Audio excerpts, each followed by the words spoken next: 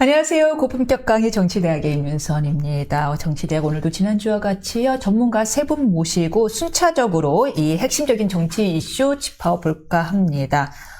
먼저 오늘 이야기할 부분은요. 지난 2달간 진행됐던 윤석열 대통령의 탄핵 심판 변론이 곧 마무리되지 않습니까? 바로 내일이지요. 무엇보다 그래서 당사자인 윤 대통령의 마지막 최후 진술이 어떤 내용이 담길 것인지에 대해서 이목이 집중되고 있는데, 이 가운데 이제 앞서 불법 논란이 계속 있었는데 새로이 문제가 불거지고 또 문제가 됐습니다. 조금 더 확실한 근거를 가지고 윤석열 대통령 대변인 측에서 주장하고 있는 것인데, 공수처의 이 영장 쇼핑 주장이 제기되면서 이것이 또 선고 결과에 어떤 영향을 미치게 될지 주목이 집중되고 있습니다. 관련 이야기 오늘도 최진명 변호사님과 함께 나눠보도록 하겠습니다. 안녕하세요. 네, 안녕하세요. 네. 즐거운 월요일입니다. 건강한 한 주 되시길 바랍니다. 네. 감사합니다. 또 나와주셔서 감사한데 바로 질문 들어가 보겠습니다. 일단 영장 쇼핑 얘기부터 해볼까요? 네. 그래서 이런 주장이 전에도 한번 나왔었어요. 네네. 그런데 이번에는 조금 더 구체적인 증거, 변호인단이 7만 건의 자료를 다 살펴봤더니 세상에나 윤 대통령을 비롯해서 그동안 김용현 전 국방부 장관을 비롯해서 중앙지방법원에 영장을 여러 번 청구를 했더라. 심지어 윤석열 대통령을 피의자로 한 영장이 총 3번 청구됐다. 12월 6일 중앙지방법원에 압수수색 영장과 통신영장이 청구됐으나 기각됐고, 또 12월 8일에도 또 윤 대통령을 피의자로 한 압수수색 영장이 또 청구됐으나 또 기각되자 그 다음엔 30일에 물론 제목은 다릅니다. 체포영장을 서울 서부지방에 신청했다라는 영장 쇼핑 주장을 한 것인데요. 요게 만일 사실일 경우, 물론 공수처는 지금 아니다라고 얘기합니다. 만일 사실일 경우 어떤 영향을 갖고 올까요? 영장이 무슨 에르메스 백입니까? 롯데백화점 갔다가 안 되니까 현대백화점 갈 수 있는 그런 겁니까? 예. 아니죠. 예. 아시다시피 공수처는 공수처법상의 전속 관할 규정이 있습니다. 공수처는 서울중앙지방법원을 1심 전속 관할로 한다라는 그런 규정이 원칙이 되어 있는 것이죠. 전속 관할로 한다. 그렇죠. 예. 아시다시피 공수처가 어디 있느냐? 과천에 있습니다. 예. 과천에 있다 보니까 과천은 그 경기도에 있습니다만 거기까지는 다 실질적인 서울중앙지방법원 관할로 이렇게 지금 돼 있고, 그러다 보니까 뭐 저희들도 영장을 발부를 해놓고 서부지방법원에 영장을 발부를 했으면은 원칙적으로는 서부지방법원 관련해서 그 구속된 피의자는 남부구치소 천안동 이렇게 그 자전거 타는 벨로드롬이 있는 바로 옆에 가면은 그 남부지방 검찰청과 그 서부지방검찰청 관할인 그 남부구치소 교도소가 있습니다. 그쪽으로 보내야 되는데, 지들이 서부에서는 구속영장을 발부를 하면서 인체에서 하는 장소는 서울중앙지방법원으로 했습니다. 왜겠어요? 과천에 그 공수처가 있으니까 바로 옆에 가면은 의왕에 서울구치소가 있지 않습니까? 그런 어떤 행정적인 이유가 다 있는 거예요. 그런데 알고 봤더니만 처음에는 지들이 수사를 하면서 2024년 12월 6일 최초로 이제 그 통신영장 그리고 관련된 사람들에 대한 압수수색 영장을 서부지방법원에 청구를 했는 것이 아니고 중앙지방법원에 수차례 영장을 청구를 했다가 대부분 다 기각됐던 내용이 이번에 까발려진 거 아닙니까? 그래 안 밝혀진 게 아니고 까발려졌다. 왜 그러냐? 지들과 전에 같은 경우에는 이런 의혹이 제기됐을 때에 아니다라고 했습니다. 실질적으로 지금 오동훈 공수처장이 국회에 가가지고 이제 증언을 하고 했었지 않습니까? 그때 제 기억에 그때 질문했던 게 국민의힘의 주진우 의원. 주진우 의원이 아니고 제 연수원 동기인데 장동혁 의원이 서울중앙지방법원에 영장을 청구했는 적이 있느냐 물었을 때 없습니다라고 얘기를 했었습니다. 그리고 잠깐만요. 죄송합니다만 혹시 질문이 영장이라고 했나요? 체포영장이라고 했나요? 그냥 영장이라고 제가 알고 있어요. 그냥 영장을 청구했는 적이 없는. 그리고 브로드하게 물었어요. 그때 없다고 했고 그 이후에 주진희 의원이 구체적으로 질의회신으로 해서 물었는데 그런 제 없다고 했죠.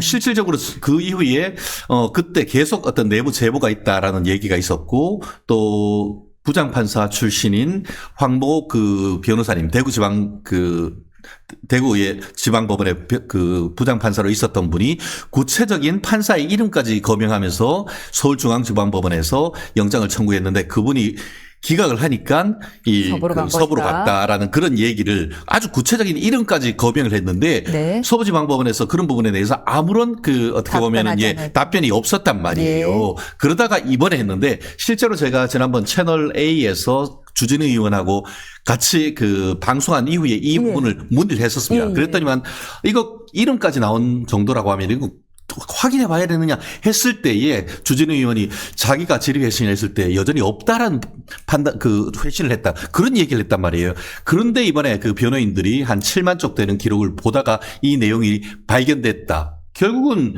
국가기관이라고 할 수 있는 공수처가 거짓말쟁이가 된 거죠. 그렇지 않습니까?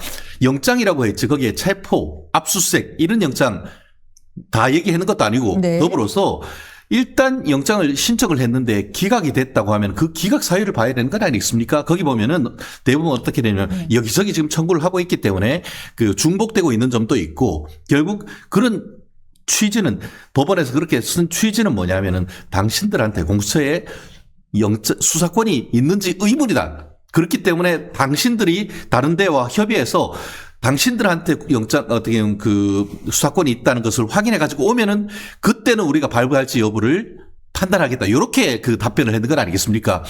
그랬더니만 이 인간들이 그러면 다 협의했으면은 다시 중앙지방법원에 와서 해야 되는 건 아니겠습니까?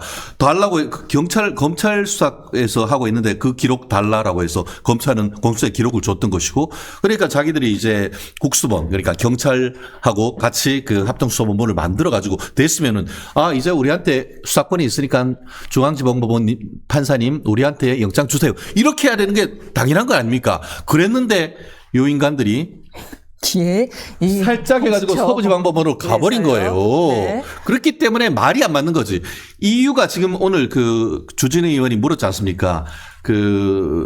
수사권이 없기 때문에 없다는 이유로 영장을 기각당한 적이 있냐라고 직격했습니다. 그랬더니만 어제 답변을 했더라고요. 그런 적 없다. 그런데 이유 잘 보면은 영장과 관련되는 수사권이 있는지가 의문이 있기 때문에 그렇다는 취지로 영장을 기각했잖아요. 그러면은 쥐들이 이제 혼자 지금 조사를 하고 있지 않습니까? 지금 윤 대통령에 대해서 검찰이 수사를 합니까? 국수본이 합니까? 아니면은 군 검찰이 합니까? 결국은 쥐들이 하고 있으면은 저한테 이제 수사권이 왔으니까 이제 영장을 발부해 주세요라고 그 취지라고 하면 중앙지방법원에 가야 되는 거잖아요. 그런데 그러지 않고 바로 서부지방법원으로 갔다? 그 과정이 어떻게 됐냐를 주진우 의원을 비롯한 저 또한 질문을 하고 있지 않습니까? 그거에 대해서는 답이 없어요. 합리적 의심은 뭐겠어요? 합리적 의심은. 지들이 어제 주진우 의원이 본인의 페이스북에 공수처 관계자들이 영장 청구와 관련해서 했던 문자 내역이 스크린샷으로 해서 공개됐지 않습니까? 거기 보면은 지금 현재 중앙지방법원에 영장 전담 판사 이름을 정해놓고 유부장 이런 데는 피해야 된다라고 하는 그런 내용이 다 있단 말이에요. 유부장이 유창훈 부장이죠. 유창훈 부장이죠. 영장 쉽게 안 내주는. 그러니까 이재명 그렇죠. 그러면 이제 무슨 요즘 카카오톡에 뭘 한다고 하니까 다른 데로 텔레그램으로 탈옥한다고 하듯이 딴 데로 가버린 거 이유는 결국은 영장이 안 나올 것 같으니까 서부지방법원으로 갔다고 할 가능성이 굉장히 높은 신빙성이 넘는 합리적 의심이 나오는 객관적 증거가 나왔잖아요. 알겠습니다. 무슨 말씀인지 알겠습니다. 그렇다면은 그래서 주진우 의원이 공수처의 답변은 허위이므로 공수처장 등을 지금 허위 공문서 작성죄 등으로 고발한 상태입니다. 는 공수처의 입장은 그거잖아요. 그래?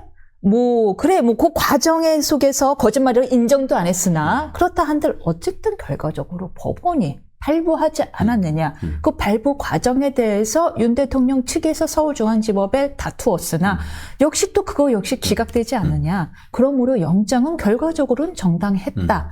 and 그리고 체포영장은 우리가 서부지법에 한 것은 다른 영장 청구가 아니라 12월 30일 날 체포영장인데 아니 한남동 살고 있지 않느냐. 서부지법 용산 아니냐. 관할 뭐가 틀렸느냐. 이런 주장을 지금 일단 결과적으로 정당했다라는 이야기를 하고 있는데 어떻게 그렇습니다. 보시는지. 결국 예. 그 말은 뭐냐면은 실체 진실 발견을 하려고 하면은 적법 절차는 개나 줘도 된다는 건 아닙니까?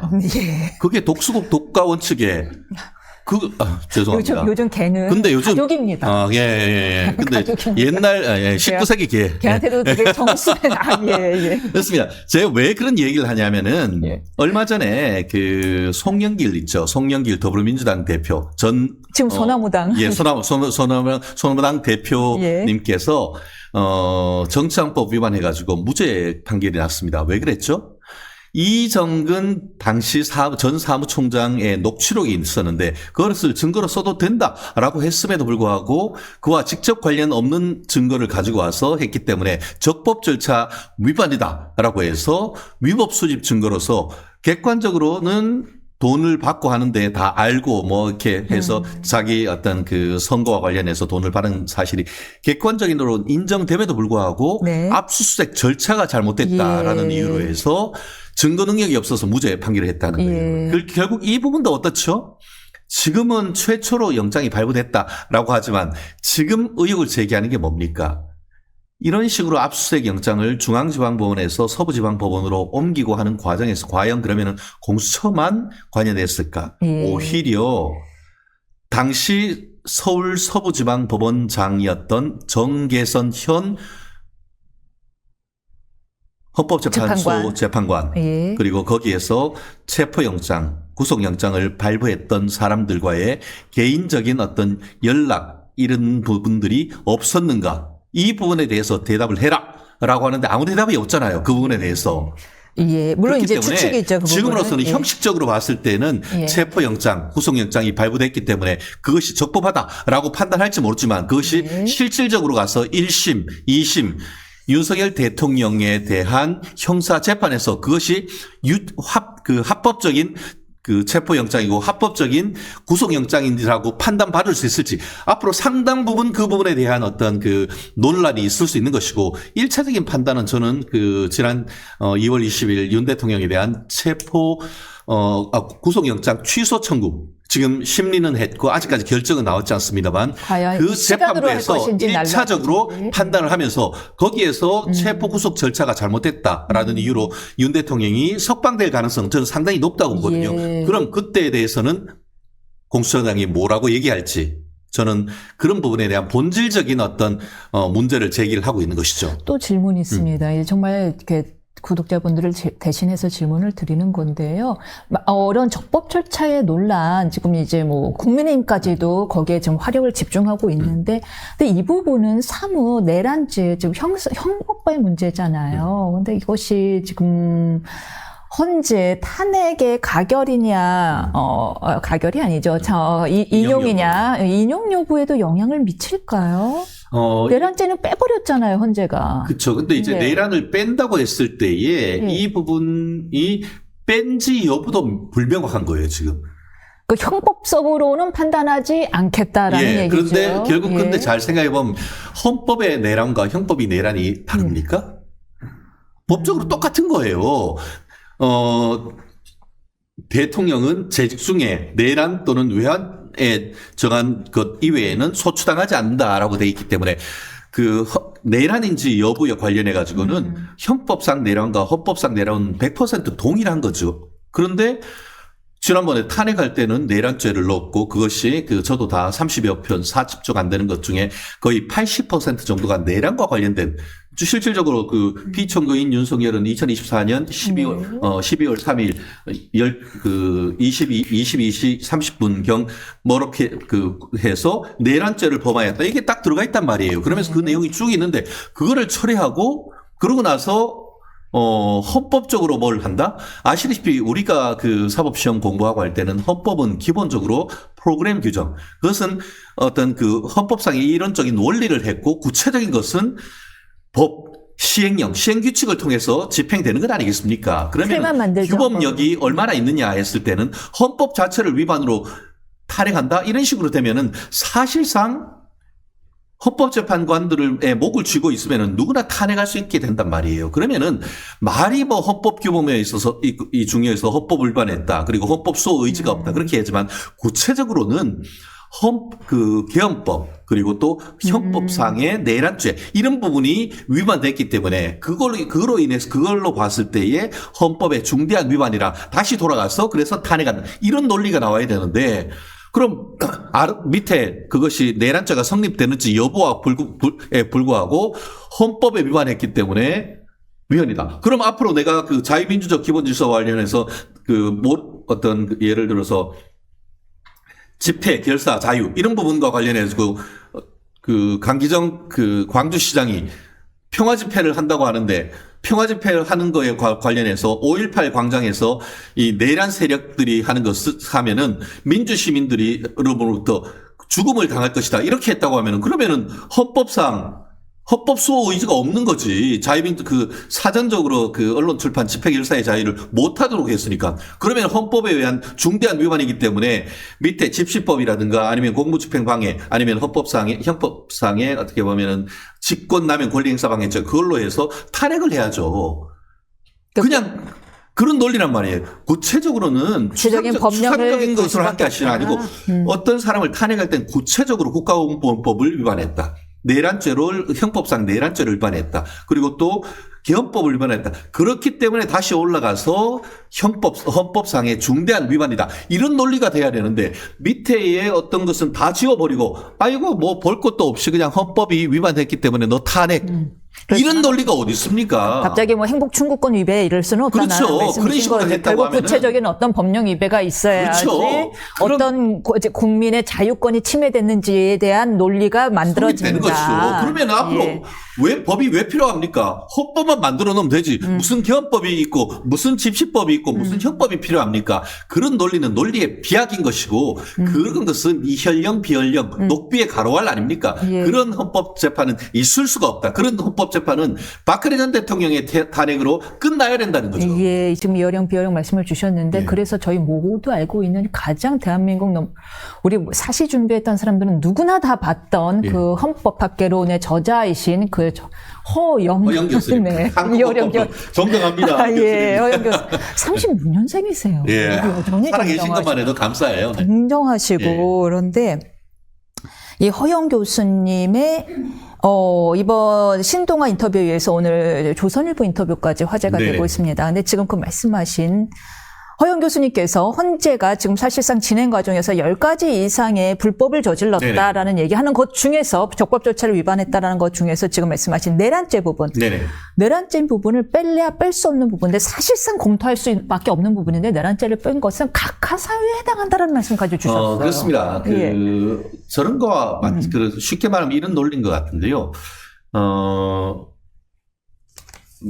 우리가 얘기하는 그 붕어빵의 붕어. 호두빵에 호두 과자에 호두 없으면 그게 호두 과자 아니야. 이런 논리인 것이죠. 실질적으로 어떤 우리가 말씀드렸듯이 37쪽 되는, 그 탄핵 사유 중에 한 30쪽 가까이 핵심 중에 핵심이 내란죄가 성립된다는 것을 아주 입증을 했었는데, 그거를 빼버리면은, 그럼 다른 것 가지고 뭘 합니까? 그리고 그렇게 빼는 절차도 사실상 어떻게 보면 합의제 기관인 국회에 탄핵 소추 결의를 할 때도 어떻게 보면 협의를 해서 여야 간에 협의를 해서 200석이 넘었는데 그 빼는 거다고 하면은 그 또한 독임제 기관의 어떤 검사와 달리 내부적인 어떤 결의를 거쳐야 되는 것이죠. 그렇게 하지 않은 절차적 중대적 사유가 있다고 하면은 그 탄핵 사유는 각하해야 된다는 논리가 나올 수밖에 없는 것이죠. 다시 해야 된다는 거예요. 결과는 각하는 기각과 달리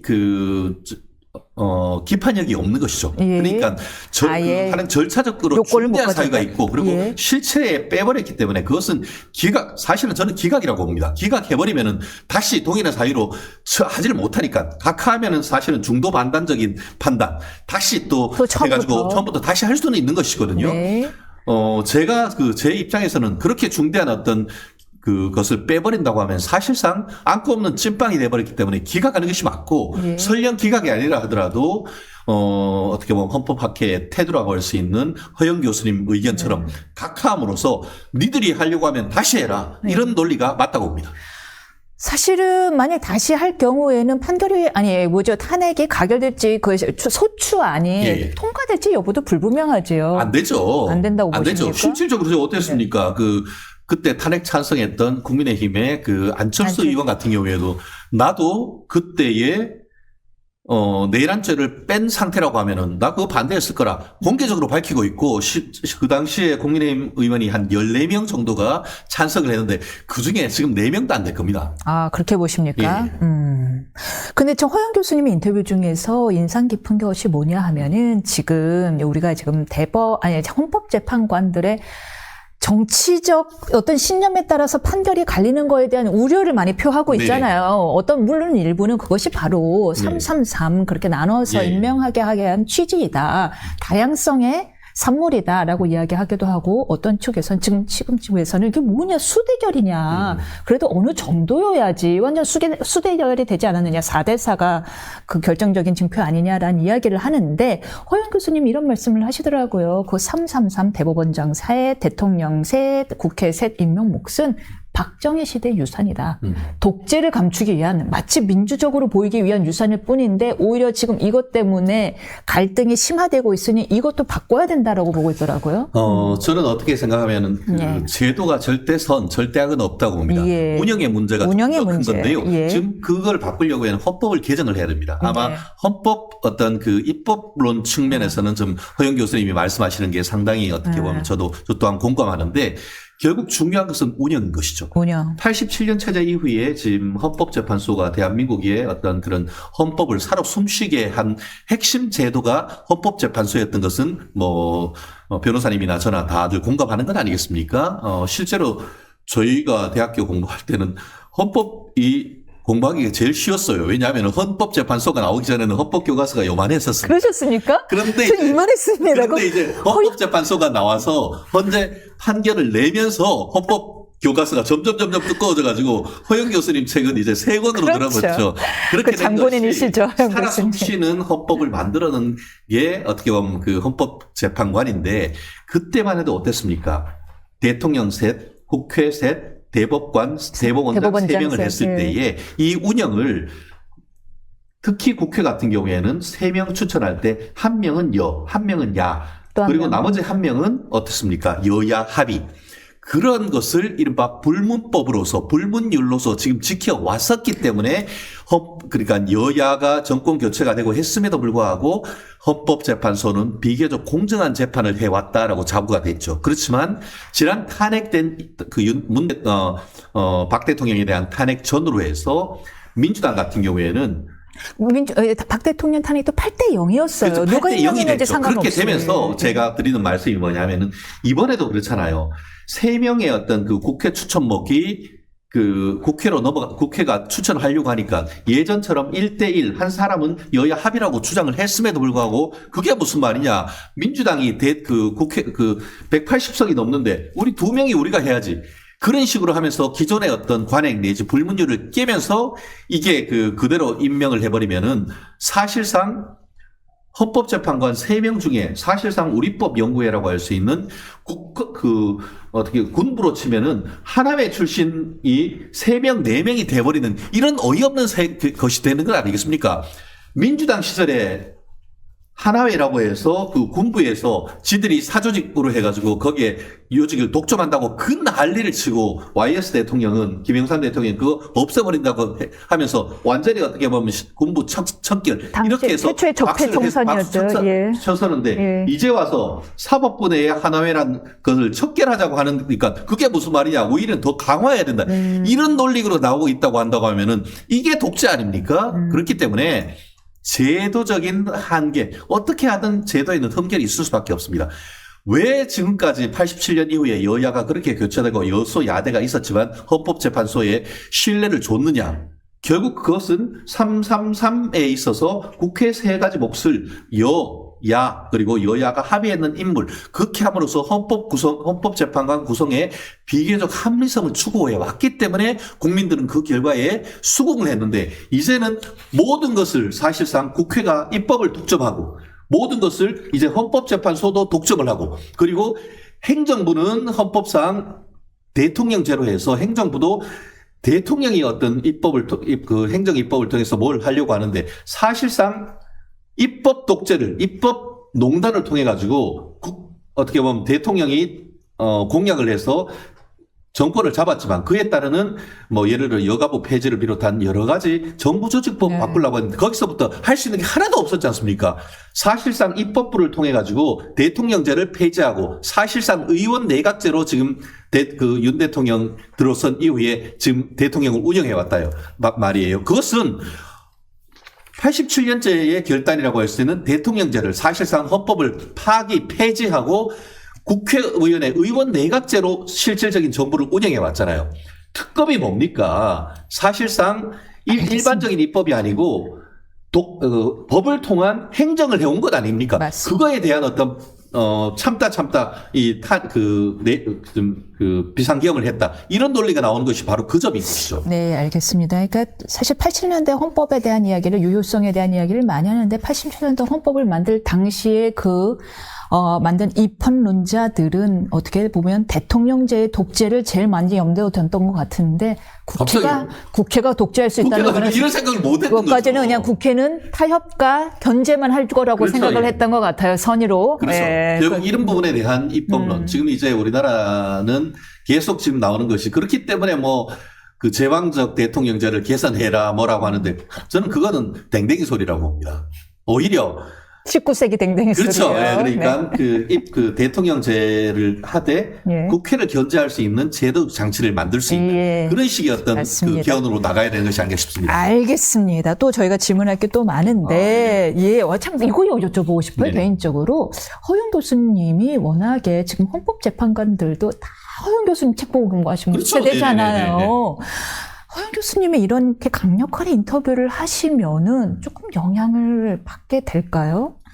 좌파들은 그런데 영향을 안 받죠. 아니, 헌법재판관들이. 헌법재판관을 다 좌파라고 우리가 얘기할 수는 없습니다. 재판을 할 수는 없지만 신념 갖고 굉장히 그렇게 스스로 얘기했지 않습니까? 문영배 지금 헌법재판 소장 권한 대행은 본인이 쓴 글에서 우리법 연구 회장도 하면서 우리법 연구에 다양한 이름적 스펙트럼이 있는데 그 중에 내가 가장 왼쪽에 있을 것이다 라고 해서 자기가 극좌파 선언을 본인이 했던 사람 아닙니까? 그거에 대해서 제가 이렇게 평가하는 것은 저는 너무나 정당하다고 알겠습니다. 그게 사실이 아니라고 하면은 문영배 저한테 명예훼손 고소하라고 하십시오.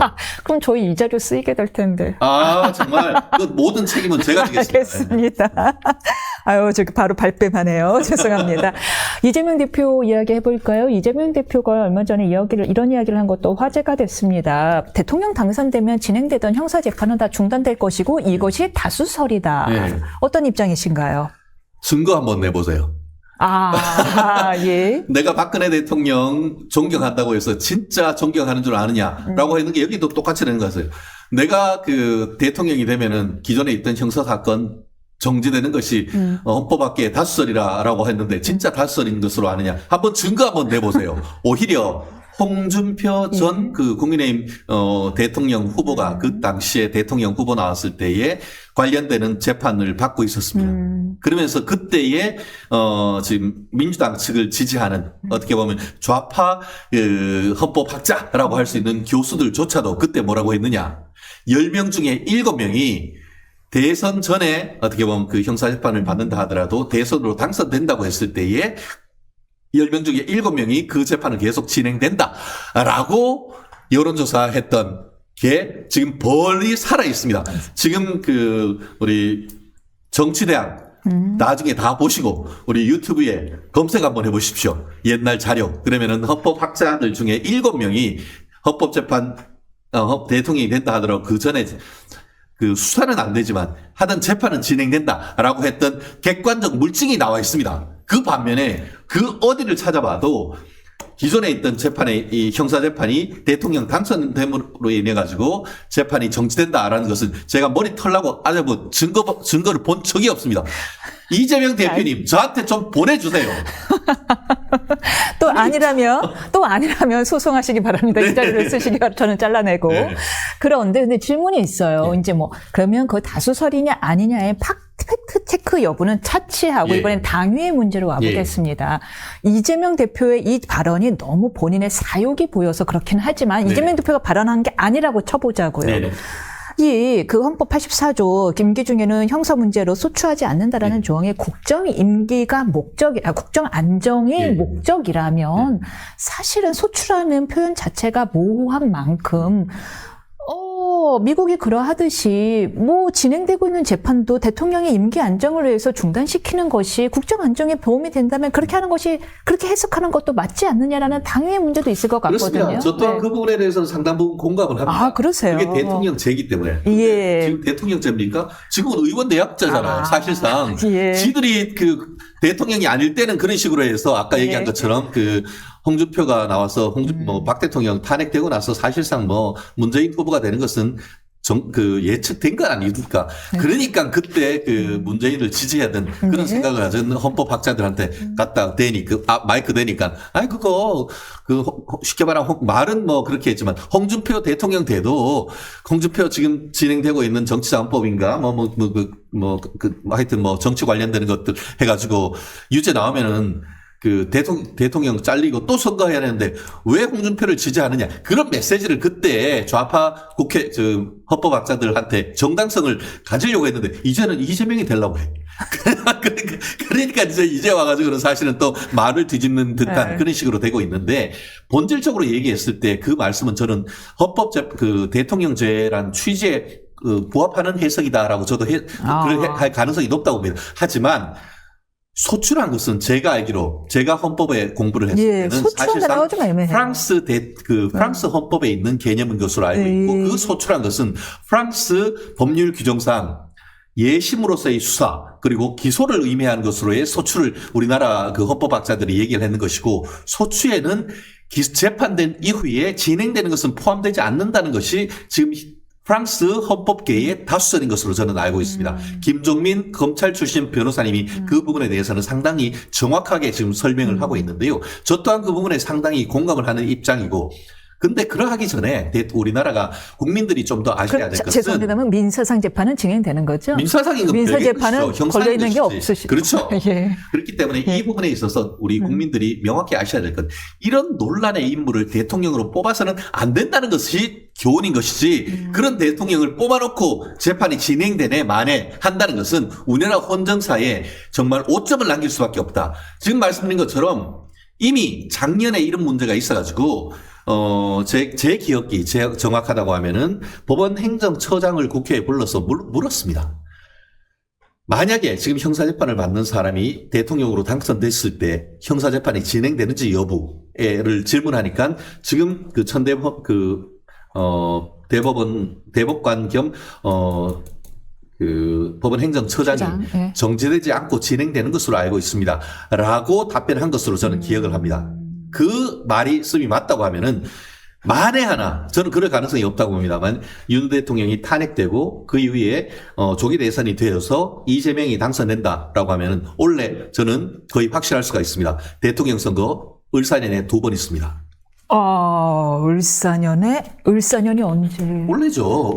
원래가 을사년 아닙니까? 애매해. 올해 2번 치른다? 만약에 좀 해서 5월 달에 조기 대선이 있어서 이재명이 당선이 된다. 그러면은 올해 저는 연말에 가서 그 사이에 유죄 확정이 돼가지고 떨어지는 거죠. 대법원이 진행을 시킬까요? 진행해야죠. 네. 저라도 가서 대법원 앞에서 매일 인시할 것입니까? 아이고 뉴스에서 자주 뵙겠네요. 알겠습니다. 여기까지 듣도록 하겠습니다. 감사합니다. 고맙습니다. 예.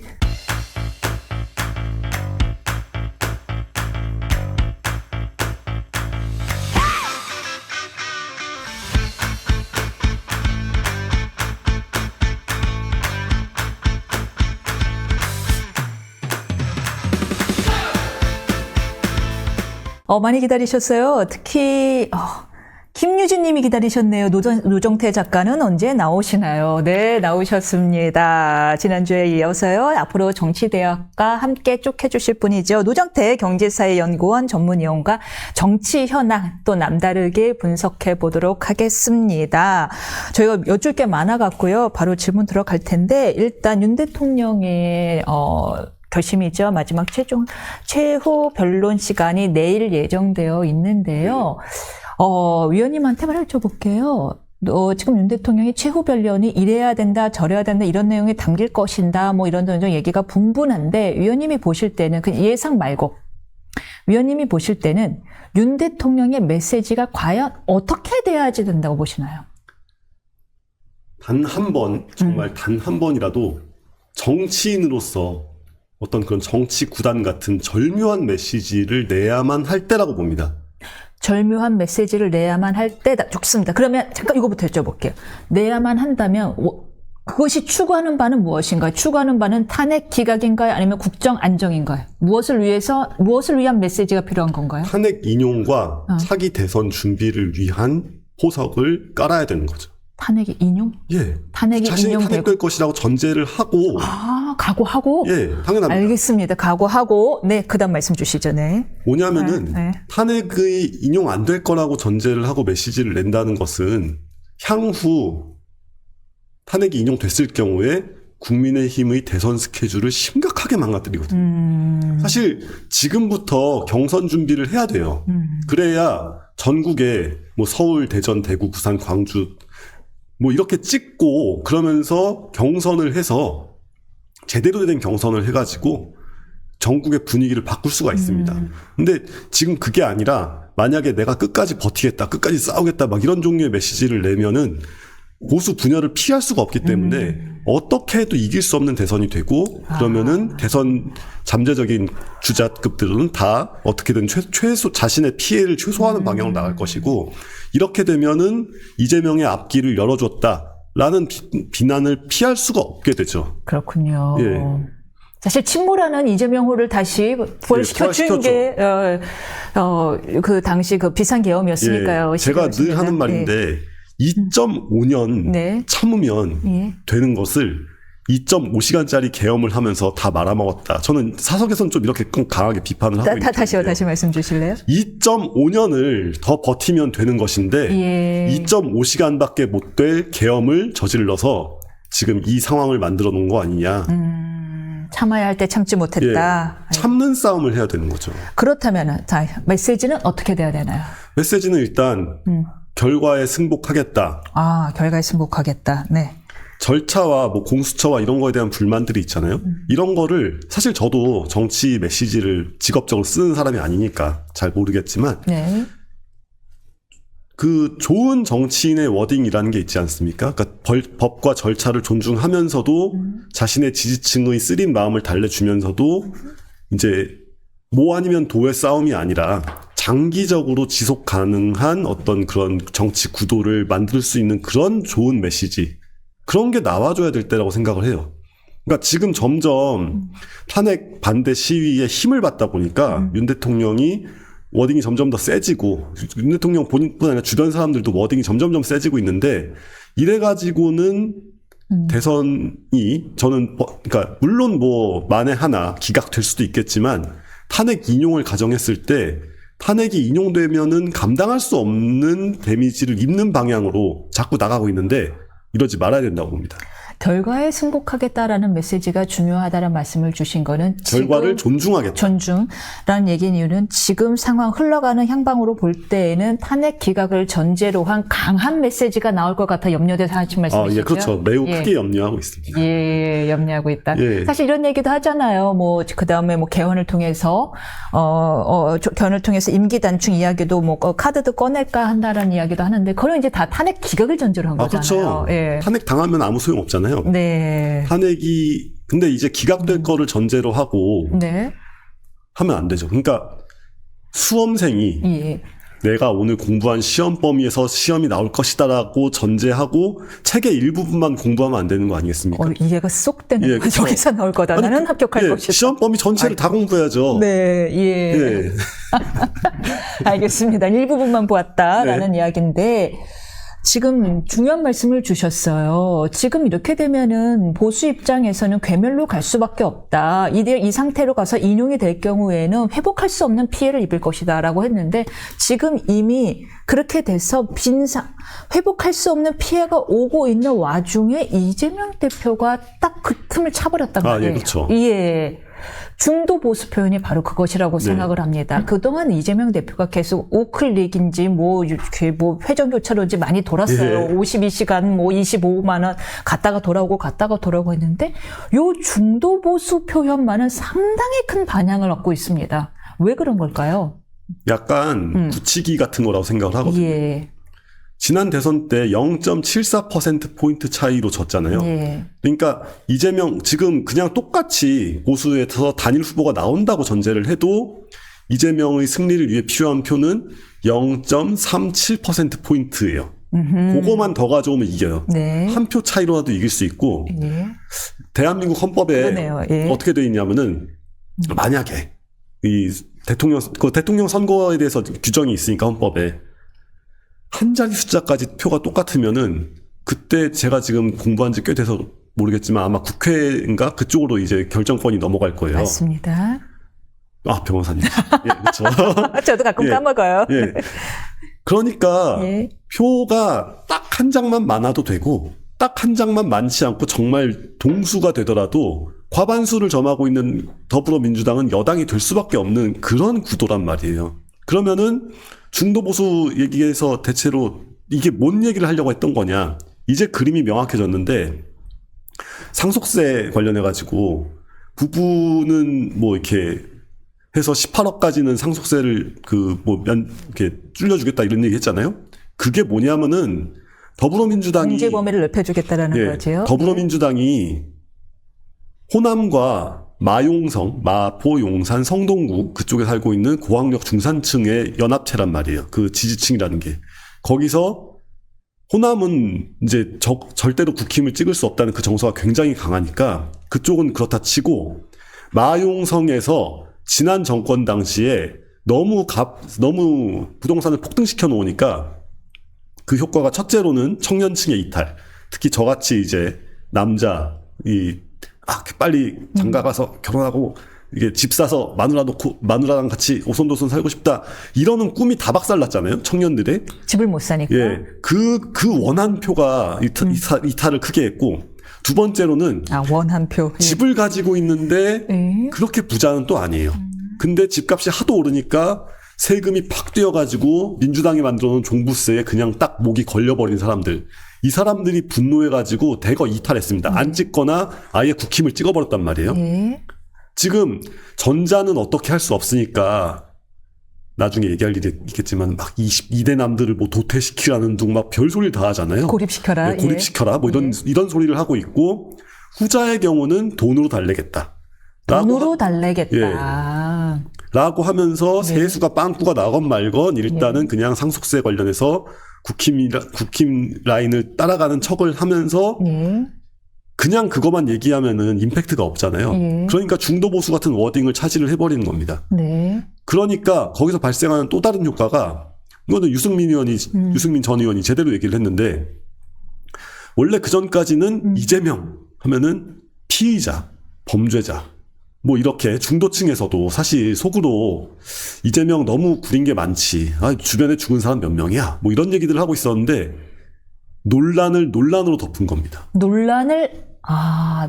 예, 논란으로 덮었어요. 너가 보수라고? 예. 라고 이제 양쪽 진영에서 이야기를 하죠. 네. 갑자기 중도 보수냐 아니냐 이걸로 화제가 넘어왔는데 지금 이재명 2심을 앞두고 이재명이 실제로 그 범죄를 저지른 것이 뭐 맞다고 생각될 때 형량이 얼마가 나와야 되냐. 이재명 범죄자 프레임에서 갑자기 이재명 중도보수 프레임으로 넘어와 버렸단 말이에요. 완전 꽃놀이패를 던진 거죠. 완전 꽃놀이패다. 이걸로 유효하다고 보시는 거네요, 선거에서. 굉장히 센 그거였고 여기서 지금 막 그 진보 진영, 진보 그러니까 구진보 아니면 민주당 내 좌파 혹은 진보 정당 지지자들 이랬던 사람들이 지금 막 난리 났잖아요. 네. 그렇다고 그 사람들이 국민의힘 찍겠습니까? 아니죠. 그렇죠. 네. 그러니까 집토끼를 워낙 튼튼하게 가지고 있다는 그 자신감이 있으니까 그 자신감을 바탕으로 자기가 대선에서 못 가져왔던 그 조그마한 표 한 조각 그걸 갖겠다고 딱 던지면서 동시에 본인을 향한 이 이재명 범죄 프레임 이거를 다 한 번에 넘겨버리는 굉장히 묘수였죠. 묘수였다는 표현을 주셨는데 저도 약간 이재명 대표의 중도 보수라는 표현에서 왠지 그렇게도 할 수 있겠다는 생각이 드는데 이재명 대표의 말에 신뢰가 있어서가 아니고요. 그렇죠. 그게 아니라 이재명 대표가 민주당에 워낙에 부채의식이 없잖아요. 워낙 부채의식이 없으니까 저 사람은 민주당의 오래된 가치를 지킬 필요성을 어차피 못 느낄 테니 뭐 본인 주장대로라면 실용주의적으로 그리고 우리 노 의원님 주장대로라면 기회주의적으로 또 색깔을 얼마든지 바꿀 수 있는 사람이다. 인데 결과적으로 그것이 우리 중도 보수 입장에서는 결과적으로 어쨌든 우리 삶만 나아가게 하면 된단 말이에요. 네, 말씀하신 것처럼 20, 30대 많은 남성들이 20, 30대 남성들이 지금 뭐 탄핵 반대에도 나선 이유 중에 하나가 진보라고 불리는 세력들의 잔혹성에 놀랐기 때문인데, 그렇죠? 만일 지금처럼 중도 보수를 나는 중도 보수로 나아가겠다라고 하면 그 잔혹성의 진보의 잔혹성에 놀랐던 사람들의 마음이 조금 돌아설 수 있을까요?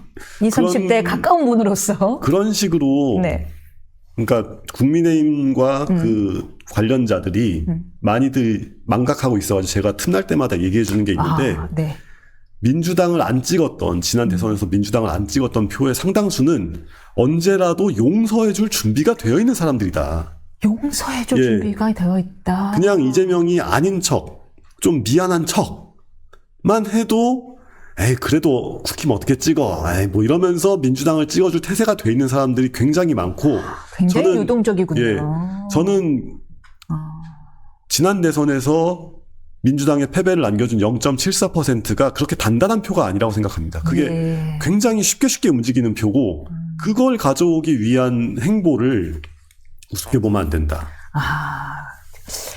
지금 귀에 정말 쏙 들어왔어요. 그들은 언제든지 용서할 준비가 되어 있는 사람들이다. 굉장히 유동적이고 그들의 말이 사실 실용적인 거죠. 그렇죠. 예, 맞습니다. 먹고 사는 문제가 가장 중요한 사람들이고요. 이쯤에서 그럼 이제 노 의원님한테 여쭤보고 싶은 게 가장 중요한 문제입니다.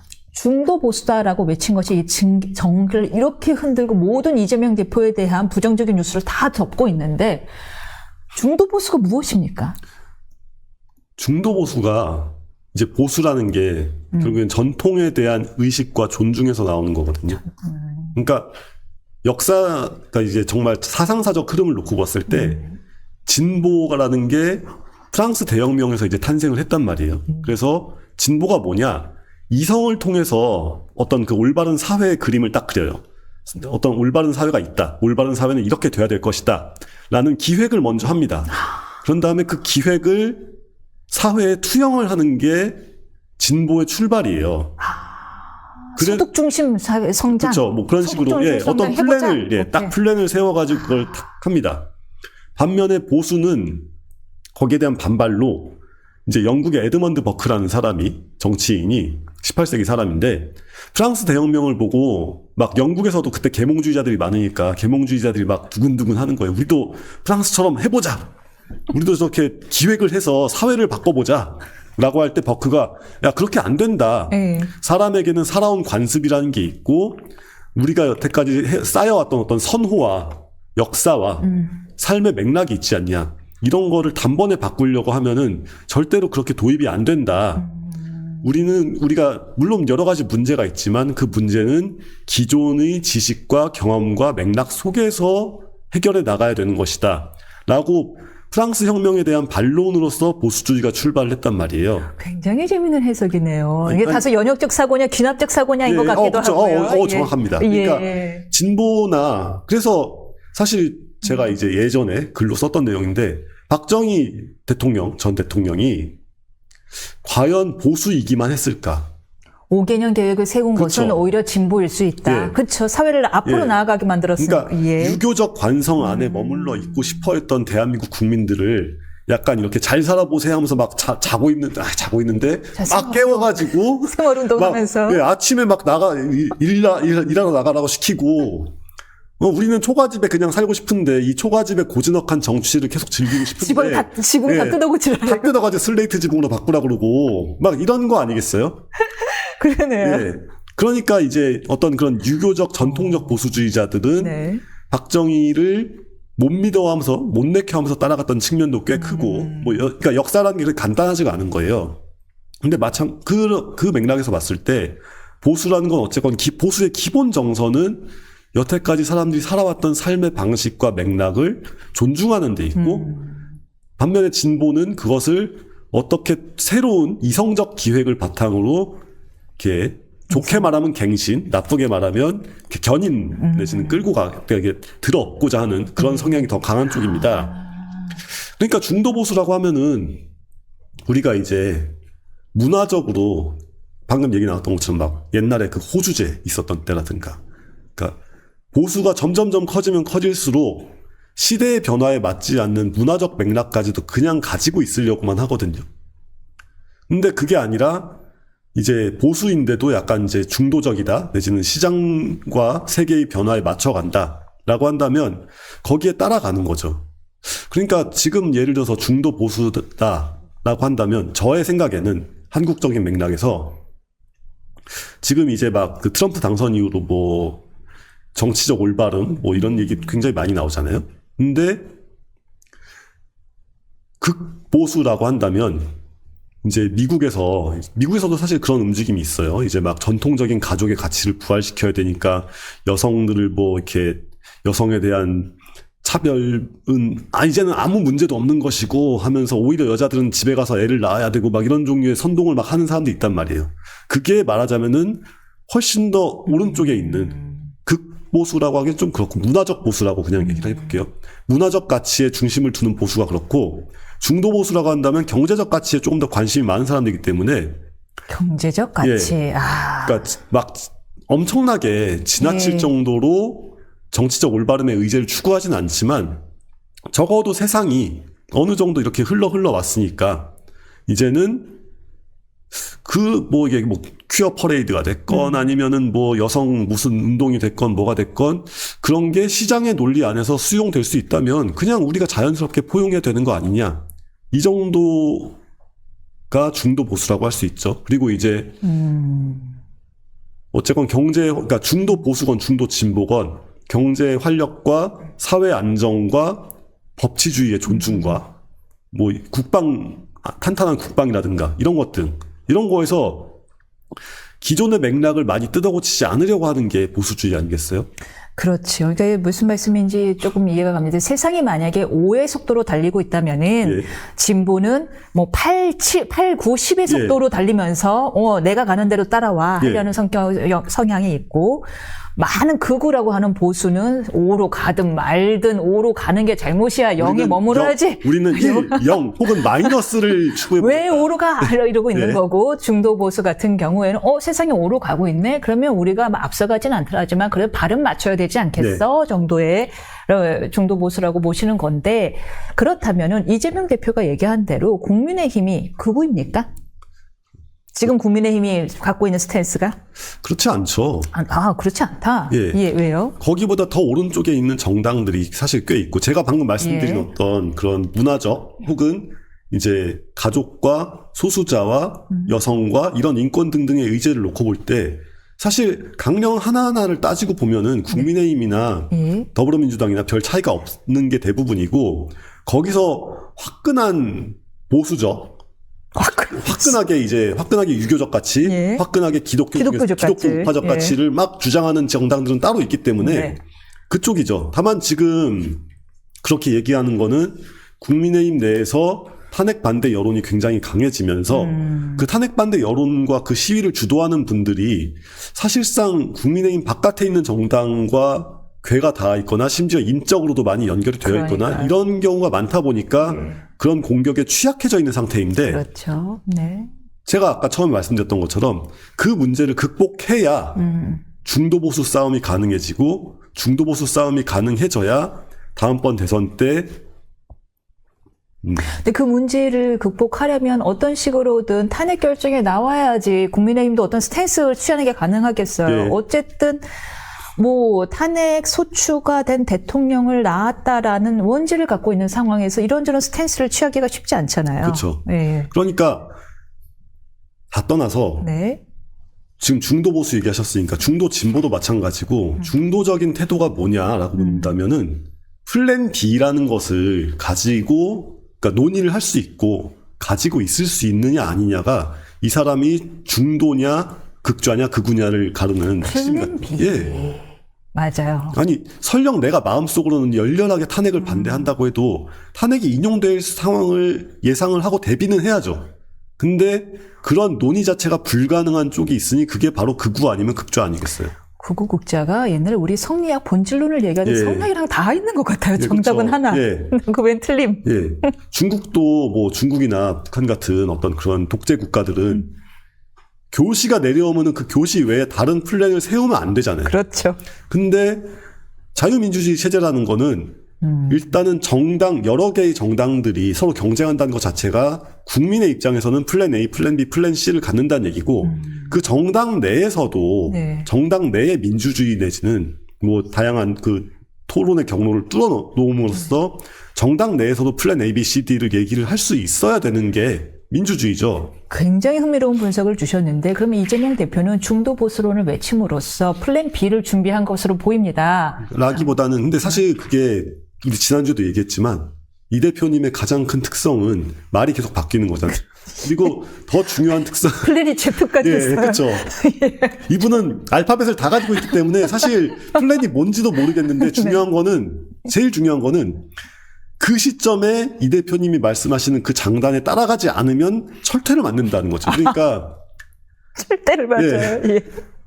얘기하는 내용은 예. 계속 바뀌는데 어쨌건 이재명 말을 무조건 따라가야 된다는 것이 그런 면에서는 덜 민주적이네요. 아주 안 민주적, 예, 매우 안 민주적인 방식으로 예, 말씀을 하시고 그게 또 그렇게 돌아가잖아요. 그 정당이.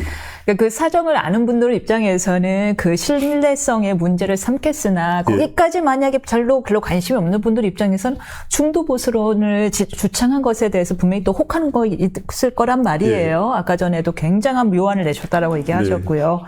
그렇다면 이제 궁금한 건 국민의힘의 플랜 B인 것 같아요. 네. 국민의힘은 어떤 플랜 B를 가져야 할까? 네. 이게 그 이름만 대도 싫어하시는 분들이 많지만 이준석 의원이 정확하게 얘기를 하고 있는 게 네. 경선 일정과 룰을 짜야 됩니다. 아니 맞아요. 굉장히 똑똑해요. 네. 이준석 의원이 이게 정치 공학적이나 정치 뭐 어떤 전략을 짜는 건 상당히 빼어납니다. 예. 아니 다 떠나서 예. 윤석열은 어떻게 대통령이 되었는가 예. 이걸 생각을 해볼 필요가 있는데 오케이. 네. 옛날에 이제 그때는 새누리당이었죠. 새누리당 시절에 대통령 탄핵을 겪고 자유한국당이 되어가지고 이제 그때까지만 해도 탄핵을 당한 정당이라는 그 딱지를 벗어내지 못하고 있었잖아요. 그래가지고 대선 한 번은 처참하게 졌고 또 다른 대선을 앞두고 있는 상태에서도 그때까지도 탄핵의 강을 건너지 못하고 있었습니다. 그런데 어떻게 이렇게 빨리 정권 재창출을 할 수 있었냐? 경선이 재미있어서였어요. 경선이 재미있어서. 윤석열이라는 문재인의 검찰총장이 갑자기 반대편 정당에서 대선 후보로 나오는 이 흥미진진한 상황이 국민의힘이 탄핵을 경험한 정당, 탄핵당한 대통령을 배출한 정당이라는 그 과거사 같은 걸 싹 잊게 해줄 정도로 사람들이 그러니까 이게 선거를 총선도 거의 안 찍고 대선만 찍는 분들도 있는데 그런 분들은 진짜 약간 이렇게 그 드라마에 끌린단 말이에요.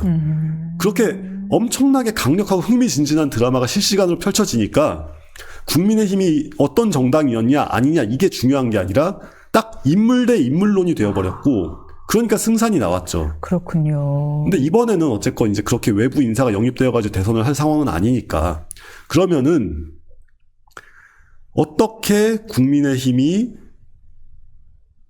비록 안타까운 상황에 마주치게 되었지만 정상적으로 시스템이 굴러가는 정당이고 이 안에서 다양한 대선 주자급 인물들이 다양한 이야기를 펼치고 있고 민주당보다 민주적인 정당이다.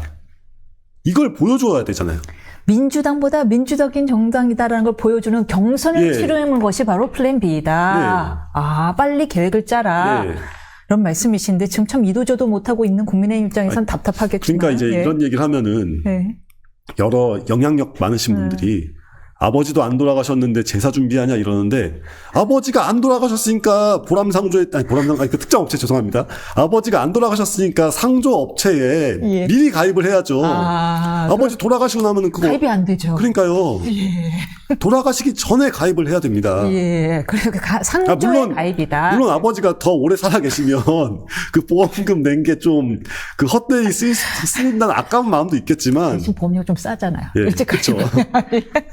우리 밑에 광고 들어가면 좋겠다. 지금 그쵸. 지금 딱 밑에 자막으로 이렇게 하나 광고 들어가면 좋겠는데.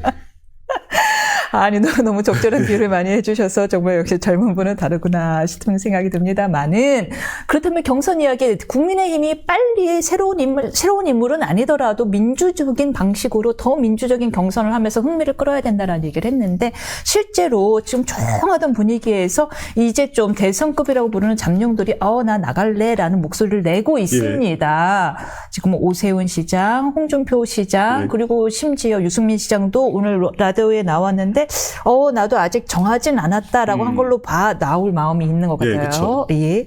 그러는 와중에 한동훈 대표가 책을 냈습니다. 내자마자 베스트셀러에 올랐습니다. 한동훈 이 각 후보들의 경쟁력에 대해서는 어떤 평가를 내리실 건가요? 근데 아직 이제 이 대선 초두 메시지 같은 게 나오지 않았기 때문에 지금 뭐 다들 볼 사람은 봤겠지만 저 같은 경우는 그렇게 열심히 옆구리 찔러가지고 받는 스타일이 아니어서 한 대표님 책에도 뭐가 있는지는 모르겠어요. 근데 검사 이력 빠졌다라는 것, 그런 논란 같은 게. 뭐 출판사가 어디다, 뭐 메디치다, 썩 좋은 건 아닌 것 같고. 왜요? 이게 정치라는 게 자기 이미지를 벗고 새롭게 만들려면 시간이 더 필요하지. 인위적으로 아닌 척 해봐야 소용없는 이슈를 아닌 척 하는 것만큼 약간 좀 이렇게 약해 보이는 게 없거든요. 약해 보인다. 그러니까 조금 더 당당하게 아직 예를 들어서 국민들이 윤석열 대통령을 찍어줬던 의제가 있잖아요. 뭐 범죄 아니면은 우리 사회가 이제 좀 더 불투명해졌다.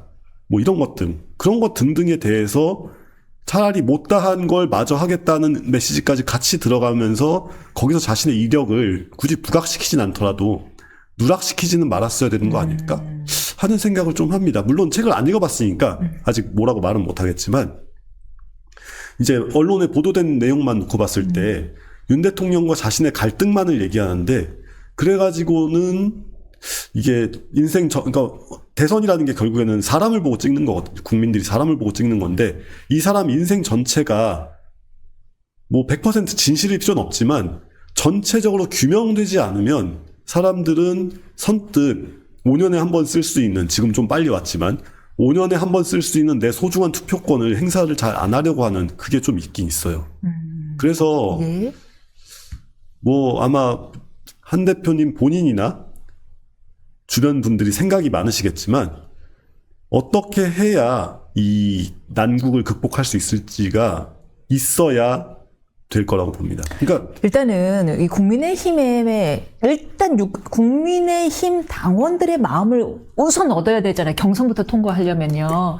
이런 생각이 들어요. 아까 전 진보와 중도 보수와 우파의 정액에 대해서 굉장히 흥미로운 해석을 보여주셨는데 그런 면에서 본다면 용산과 국민의힘 여당과의 관계에 있어서 너무 한 대표가 당시 진보적 입장을 취했던 것은 아닌가. 국민의힘을 지지하는 중도 우파 사람들의 입장에서는 윤 대통령이 하는 게 마음에 들진 않지만 그래도 좀 같이 발맞춰져서 나갔으면 좋겠는데 지나치게 그 시기에 그 관계에 있어서는 진보적인 입장을 취했던 것이 타고나길 천성적으로 보수적인 국민의힘 당원들의 마음을 좀 아프게 한 것 아닌가 하는 생각이 들어요. 그래서 그 점에서 이준석 대표랑 약간 좀 그 겹치는 단점이 있다고 할 수 있는 거죠. 그러니까 이게 이준석 대표의 지금 가장 큰 리스크는 자기 당 내홍 문제잖아요. 근데 그 내홍 문제가 수습이 되고 그러니까 그 실체적으로 그게 뭐냐가 중요한 게 아니라 왜 이 사람은 가는 데마다 시끄러워져? 왜 자기 식구들이랑 싸워? 예.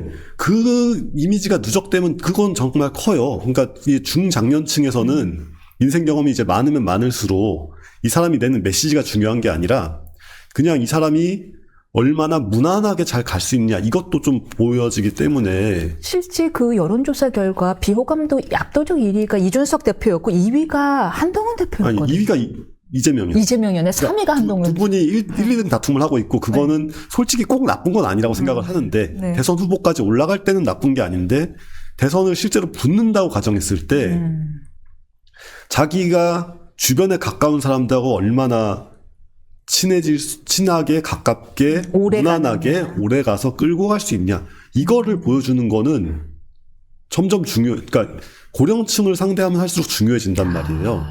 근데 거기서 한 대표가 자꾸가 아니라 이제 이번 책에서 나 대 윤석열의 싸움 막 이런 구도를 너무 강조한다면 그게 이익이 될까? 득이 될까? 그게 잘 모르겠습니다. 그러니까 두 사람 모두 그렇게 이제 용산과 싸우는 사람이 용산과 대립하면서도 당원들에 의해서 당대표가 됐잖아요.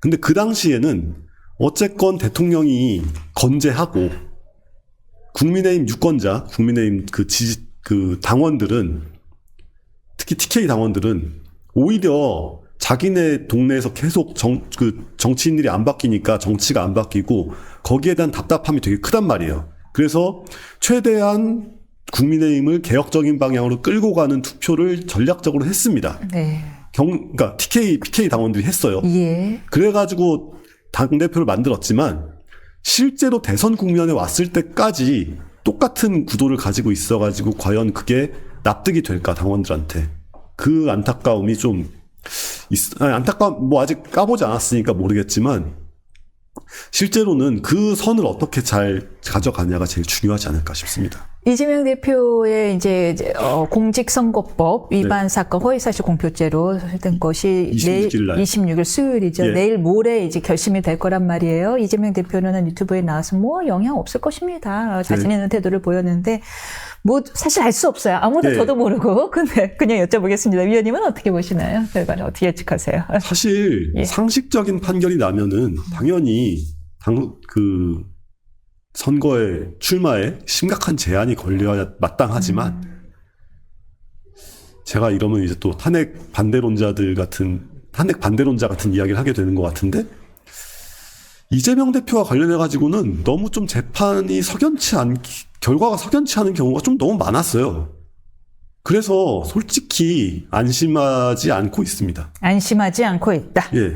그러니까 일단은 결과가 어떻게 나와도 그 결과를 무시하고 출마를 강행할 뿐인데 그렇죠. 그거랑 무관하게 납득 가능한 재판 결과가 나오겠냐.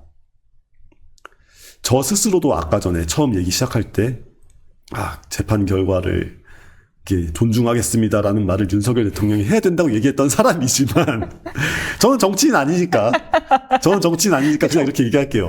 아니 솔직히 왜 이재명 관련해가지고 이렇게 솜방망이 처벌이 많고 그 공범들 다 구속되는 상황에서 왜 이 사람만 구속이 안 되고 이상하잖아요. 너무 이상하잖아요. 그럼요. 생각은 그렇지만 이제 예. 만일 어디에 출마하시면 다른 말씀을 하시겠죠. 생각과 당위는 그쵸. 다르니까요. 그거는 유튜브니까 좀 이렇게 얘기하다 보니까 이제 뭐 너무 흥분해서 그렇게 얘기했다. 뭐 이렇게 얘기를 해야죠. 솔직한 말씀 감사합니다. 예. 오늘도 정말 좋은 말씀, 흥미로운 말씀 많이 들었어요. 네. 기억에 두고두고 남을 것 같습니다. 다음 주에 뵙겠습니다. 네, 감사합니다.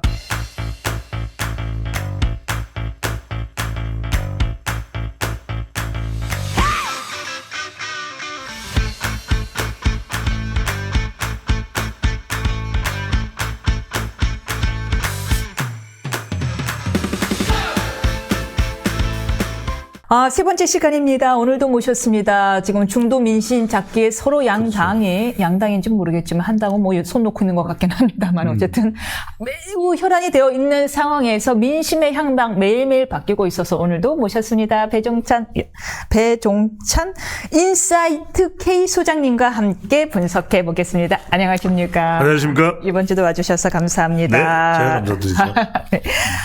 지금 말씀드린 것처럼 민심의 향방이 매일 바뀐다라는 말씀을 드린 게 바로 입증이 된 게요. 저희가 원래 이제 민주당과 국민의힘의 지지율 격차가 벌어지기 시작한 갤럽 여론조사를 가지고 준비를 했는데 오늘 그렇죠. 아침 속보에 리얼미터 조사가 나왔습니다. 그렇습니다. 그건 또 다른 결과예요. 예. 근데 이것도 예상을 했던 건데 예. 일단 첫 번째 우리가 발견할 건 뭐냐면 예.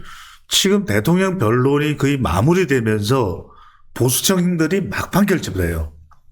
이게 이른바 우리가 막판 결집. 예. 이게 무섭잖아요. 예. 우리가 시험 볼 때도 마지막에 정신이 확 깹니다. 예. 그러면서 집중을 하고 그때의 집중도가 높아지죠.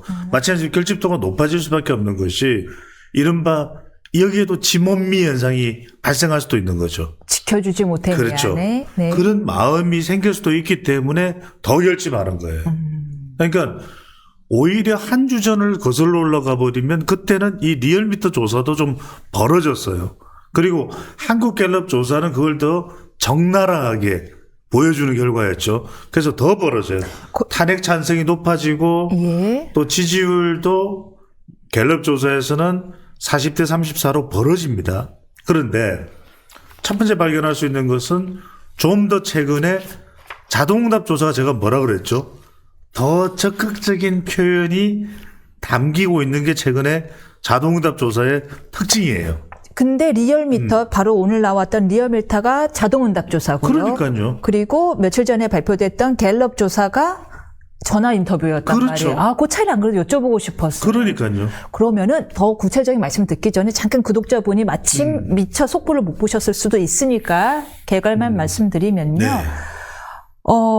갤럽 조사부터 말씀드리겠습니다. 갤럽은 벌어졌어요. 민주당이 높아져서 오차범위 외에서 높아졌고 민주당이 40% 지지율, 국민의힘이 34%. 그래서 중도층에서 여지지가 확연히 그렇죠. 떨어졌습니다. 오차범위 내입니다. 그래서 네네요. 네, 그렇죠. 네. 네죠.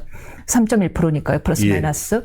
그래서 지금까지 이제 이재명 대표가 여러 가지 이렇게 우측 이렇게 많이 던졌잖아요. 이제 드디어 통했나 보다라는 의견이 많았는데 오늘 아침에 속보로 뜬 리얼미터에서 한 것은요. 국민의힘이 42.7%, 오히려 민주가 41.1%로 물론 오차범위 내긴 하지만 국민의힘이 네. 다소 높아졌고요.